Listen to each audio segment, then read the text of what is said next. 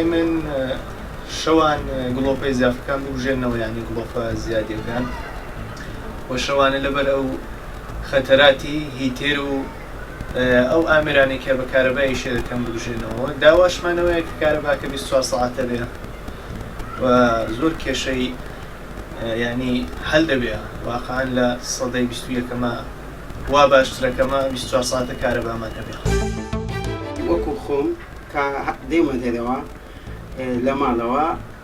ئامێرە کارەبایەکان هەم وەکو ئەم دەکوژێنمەوە ئیسیفادەکەی ئەوەن لێ دەکەم با بەرامبەرەکەشم لێ بکە جیرانەکەمان لێ بکە ئاو کارەبا مچی من نیە وچی هەموو وڵاتان دەست بە کارەباوەگری کارەبا شتێکی زۆر نیعمەتێکی خوایە ئەگەر ئەتوچێ غورفەکەی خۆت ئیشت پێ بوو پێیکە ئەگەر لە غورفەکەی خۆت خلاص بووی بگوژێنەوە هەمان کات هیتەرمان هەیە هیتەریش ئەگەر ئیشت پێ هەبوو پێیکە ئەگەر شەوان کە نووستی بگوژێنەوە زۆر سوپاسی خەرجی دەکەم ئەگەر دەست بە کارەبای وەرگرن.